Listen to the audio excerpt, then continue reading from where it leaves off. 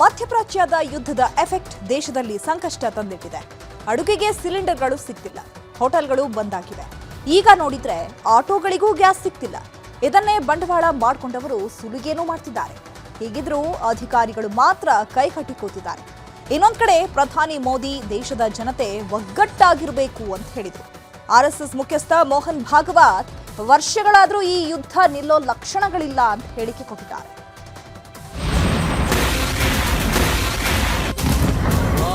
ಕೊಲ್ಲಿ ಕಾಳಗದ ಮಧ್ಯೆ ದೇಶದಲ್ಲಿ ಗ್ಯಾಸ್ ಟ್ರಬಲ್ ಸಮಸ್ಯೆಗೆ ಮುಕ್ತಿ ಸಿಗ್ತಿಲ್ಲ.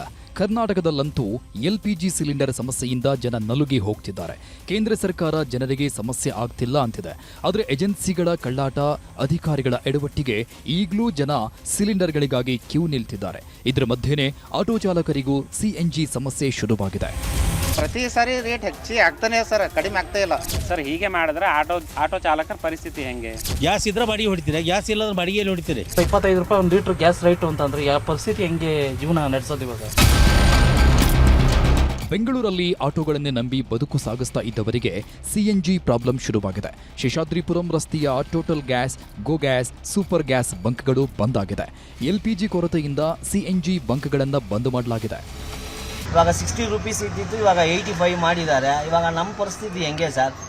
ನಮ್ಮದು ಯಾರೂ ಎಕ್ಸ್ಟ್ರಾ ಕೊಡಲ್ಲ, ನಾವೇ ಕಷ್ಟಪಡ್ತಾ ಇರೋರು. ಬಾಡಿಗೆ ಗಾಡಿ ಇಟ್ಕೊಂಡಿದ್ದೀವಿ, ಅದು ಅವ್ರಿಗೆ ಕೊಡಬೇಕು, ಗ್ಯಾಸ್ ಹಾಕ್ಸ್ಬೇಕು. ನಾವು ಹೆಂಗೆ ರೊಟೇಷನ್ ಮಾಡೋದು ಹೇಳಿ? ಈಗ ಒಂದು 20 ಬಂಕ್ ಇದ್ರೆ ನಮಗೆ ಸಿಗ್ತಾ ಇರೋದ್ರಲ್ಲಿ ಒಂದು ಬಂಕಲ್ಲಿ 2 ಬಂಕಲ್ಲಿ ಅಷ್ಟು ಸಿಗ್ತಾ ಇರೋದು. ಪ್ರತಿಯೊಂದು ಬಂಕಲ್ಲೂ ಸಿಗ್ತಾ ಇಲ್ಲ. ಮತ್ತು ಇಂಡಿಯನ್ ಅದರಲ್ಲಿ ಕರೆಕ್ಟಾಗಿ ತೋರಿಸ್ತಿದೆ. ಒಬ್ಳಿಗೆ ತೊಂದರೆ, ಮನೆಗೆ ಎಸ್ಕೊಂಡು ತೊಂದರೆ, ಎಲ್ಲರಿಗೂ ತೊಂದರೆ ಆಗ್ತಾ ಇದೆ. ವ್ಯಾಪಾರ ಇಲ್ಲ, ಏನು ಮಾಡೋಕ್ಕಾಗಲ್ಲ. ಕಸ್ಟಮರ್ ಹೆಂಗೋ ಬರ್ತಾರೆ, ಬರೋರು ಒಬ್ರೊಬ್ರು ಕೊಡ್ತಾರೆ, ಒಬ್ರೊಬ್ರು ಕೊಡಲ್ಲ. ಏನು ಮಾಡೋದು, ಅಡ್ಜಸ್ಟ್ ಮಾಡ್ಕೊಂಡು ಓಡಿಸ್ತಾ ಇದ್ದೀವಿ. ಧಾರವಾಡದಲ್ಲಿ ಮತ್ತೆ ಆಟೋಗಳಿಗೆ ಗ್ಯಾಸ್ ಸಮಸ್ಯೆ ಎದುರಾಗಿದೆ. ಧಾರವಾಡದಲ್ಲಿರುವ 5 ಸಿಎನ್ಜಿ ಬಂಕ್ಗಳ ಪೈಕಿ 4 ಬಂಕ್ಗಳು ಬಂದ್ ಆಗಿದೆ. ಸಿಎನ್ಜಿ ಸಿಗುವ ಒಂದೇ ಒಂದು ಬಂಕ್ನಲ್ಲಿ ಆಟೋಗಳು ಸಾಲುಗಟ್ಟಿ ನಿಂತಿದೆ. ದಿನವಿಡೀ ನಿಂತರೂ ಗ್ಯಾಸ್ ಸಿಗ್ತಿಲ್ಲ. ಆಟೋ ಚಾಲಕರ ಬೇಸರ ವ್ಯಕ್ತಪಡಿಸಿದ್ದಾರೆ. ಇಲ್ಲಿ ಒಂದೇ ಕಡೆ ಐತಿ ಈಗ ಸದ್ಯಕ್ಕೆ ಇರೋದು, ಬೇರೆ ಕಡೆ ಎಲ್ಲೂ ಇಲ್ಲ ಧಾರವಾಡದಾಗ. ಇಲ್ಲಿ ಪಾಳೆ ಹಸ್ಕೊಂಡು ನಿಂತರ ಮುಂದೆ ನಾವು ದುಡಿಬೇಕಂದ, ಇದನ್ನು ಮಾಡಬೇಕಂದ ಅದನ್ನು ಗೌರ್ಮೆಂಟ್ ಬಗೆಹರಿಸ್ಬೇಕಂಗೆ. ಬಾಡಿಗೆ ಬಿಟ್ಟು ಎಲ್ಲಿ ಹೊಡಿತೀರಿ? ಬಾಡಿಗೆ ಇಟ್ಟು ಬಿಟ್ಟು ನಿಂತು ಹೊಡಿಬೇಕು ನಾವು. ಗ್ಯಾಸ್ ಇದ್ರೆ ಬಾಡಿಗೆ ಹೊಡಿತೀರಿ, ಗ್ಯಾಸ್ ಇಲ್ಲದ್ರೆ ಬಾಡಿಗೆಯಲ್ಲಿ ಹೊಡಿತೀರಿ. ಮತ್ತು ಬೆಳಗಿನ ಸಂಜೆ ಮಟ್ಟ ಪಂಪ್ ಬಂದ್ ಮಾಡ್ತಾರೆ, ಗ್ಯಾಸ್ ರೇಟ್ ಜಂಪ್ ಮಾಡ್ಕೊಂಡು ಹೊಂಟಾರೆ. ಈಗಿದ್ದ ಕಡೆ ಹಚ್ಕೊಂಡು ಕುಂತು ಪಾಳೆ ಹಚ್ಕೊಂಡು ಕುಂಡಿರ್ಬೇಕಾಗಿತ್ತು ನಾವು. ಈಗ 61 ರೂಪಾಯಿ ಐತ್ರಿ. ಈಗ ಕೆಲವೊಂದು ಕಡೆ 85 ರೂಪಾಯಿ ಮಾಡ್ಯಾರ, 90 ರೂಪಾಯಿ ಮಾಡ್ಯಾರ. ಇಲ್ಲಿ 71 ರೂಪಾಯಿ ಐತಿ ಈಗ @ಪ್ರೆಸೆಂಟ್.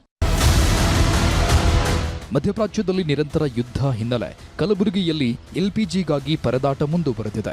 ಎಲ್ಪಿಜಿಗಾಗಿ ಕಲಬುರಗಿಯಲ್ಲಿ ಜನರು ನಿತ್ಯ ಪರದಾಡ್ತಿದ್ದಾರೆ. ಕಲಬುರಗಿ ನಗರದ ಫಿಲ್ಟರ್ ಬೆಡ್ ಬಡಾವಣೆಯ ಎಚ್ಪಿ ಗ್ಯಾಸ್ ಏಜೆನ್ಸಿ ಮುಂದೆ ಜನರು ಗ್ಯಾಸ್ಗಾಗಿ ಕ್ಯೂ ನಿಂತಿದ್ದಾರೆ. ವಾರಗಟ್ಟಲೆ ಅಲೆದ್ರೂ ಸಿಲಿಂಡರ್ ಸಿಗ್ತಿಲ್ಲ ಎಂದು ಗ್ರಾಹಕರು ಆಕ್ರೋಶ ಹೊರಹಾಕ್ತಿದ್ದಾರೆ. ಹುಬ್ಬಳ್ಳಿಯಲ್ಲಿ ಆಟೋಗಳಿಗೆ ಸಿಎನ್ಜಿ ಸಿಗ್ತಿಲ್ಲ. ಇದನ್ನೇ ಬಂಡವಾಳ ಮಾಡಿಕೊಂಡ ಗ್ಯಾಸ್ ಬಂಕ್ಗಳು ಪ್ರತಿ ಲೀಟರ್ಗೆ 53 ರೂಪಾಯಿ ಇದ್ದ ದರವನ್ನು 100 ರೂಪಾಯಿವರೆಗೂ ಏರಿಸಿದ್ದಾರೆ. ಈಗಾಗಲೇ ಜಿಲ್ಲಾಧಿಕಾರಿಗಳು ಮತ್ತು ಆಹಾರ ನಾಗರಿಕ ಸರಬರಾಜು ಇಲಾಖೆ ಗಮನಕ್ಕೂ ತಂದಿದ್ರೂ ಸಮಸ್ಯೆ ಬಗೆಹರಿದಿಲ್ಲ ಅಂತ ಉತ್ತರ ಕರ್ನಾಟಕ ಆಟೋ ರಿಕ್ಷಾ ಚಾಲಕರ ಸಂಘದವರು ಕಿಡಿಕಾರಿದ್ರು. ಒಂದು ಕಡೆ ರಾಜ್ಯದಲ್ಲಿ ಗ್ಯಾಸ್ ಸಮಸ್ಯೆ ಭೀಕರವಾಗ್ತಾ ಹೋಗ್ತಾ ಇದೆ. ಇದೆಲ್ಲದರ ಮಧ್ಯೆ ಇವತ್ತು ಪ್ರಧಾನಿ ಮೋದಿ ಉತ್ತರ ಪ್ರದೇಶದಲ್ಲಿ ಮಾತಾಡಿದ್ರು. ಇಡೀ ಜಗತ್ತೇ ಯುದ್ಧದಿಂದ ಸಂಕಷ್ಟಕ್ಕೆ ಸಿಲುಕಿದೆ. ಹೀಗಾಗಿ ಭಾರತೀಯರೆಲ್ಲ ಶಾಂತಿಯಿಂದ, ಧೈರ್ಯದಿಂದ ಒಗ್ಗಟ್ಟಾಗಿ ಸಮಸ್ಯೆ ಎದುರಿಸೋಣ ಅಂತ ಹೇಳಿದ್ರು. मैं आज आप सभी जनता जनार्दन से फिर कहूंगा, हमें शांत मन से, धैर्य के साथ, एकजुटता के साथ मिलजुल करके इस संकट का सामना करना है. ये पूरे विश्व में परेशानी पैदा करने वाला संकट है. हमें अपने देश की सबसे ज्यादा चिंता करने है और यही हम भारतीयों की सबसे बड़ी ताकत है. ನಾನು ನನ್ನದು ಎನ್ನುವ ಕಾರಣಕ್ಕೆ ಈ ಯುದ್ಧ ವರ್ಷಗಳಾದ್ರೂ ನಿಲ್ಲಲ್ಲ ಎಂದ ಮೋಹನ್ ಭಾಗವತ್. ಆರ್ಎಸ್ಎಸ್ ಮುಖ್ಯಸ್ಥ ಮೋಹನ್ ಭಾಗವತ್ ಇವತ್ತು ಬೆಳಗಾವಿ ಜಿಲ್ಲೆಯ ಚಿಕ್ಕೋಡಿ ತಾಲೂಕಿನ ಯಡೂರು ಗ್ರಾಮಕ್ಕೆ ಬಂದಿದ್ದರು. ಶ್ರೀ ಕ್ಷೇತ್ರ ಯಡೂರು ಕಾಡದೇವರ ಮಠದ ವಿದ್ಯಾರ್ಥಿಗಳ ಸಮಾವೇಶದಲ್ಲಿ ಭಾಗಿಯಾಗಿದ್ದರು. ಇದೇ ಸಮಾವೇಶದಲ್ಲಿ ಮಾತಾಡಿದ ಮೋಹನ್ ಭಾಗವತ್, ನಾನು ನನ್ನದು ಎನ್ನುವ ಕಾರಣಕ್ಕೆ ಯುದ್ಧ ನಡೆಯುತ್ತದೆ. ಈ ಯುದ್ಧ ಸದ್ಯಕ್ಕೆ ಮುಗಿಯೋ ಲಕ್ಷಣಗಳಿಲ್ಲ ಅಂತ ಭವಿಷ್ಯ ನುಡಿದರು. ಈ ईरान, इसराइल और अमेरिका की जो लड़ाई चल रही है वो उतनी पुरानी नहीं है, लेकिन उतनी पुरानी हो जाएगी क्या, इसका खतरा तो लगता है सब। और कारण क्या है, मैं और मेरा इतना ही देखना। एक बार अमेरिका के वकील मुझे मिलने के लिए आए, बेचारे मुझे मिलकर चले गए, उसका समाचार छपा तो उनकी नौकरी चली गई। अमेरिका और भारत की दोस्ती होनी चाहिए, तो बिल्कुल होनी चाहिए, भारत तो सबकी दोस्ती चाहता है।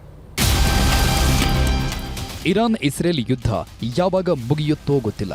ಅಲ್ಲಿಯವರೆಗೂ ಸಿಲಿಂಡರ್ ಸಂಕಷ್ಟ, ಆಟೋ ಗ್ಯಾಸ್ಗೆ ಒದ್ದಾಟ ತಪ್ಪಿದ್ದಲ್ಲ.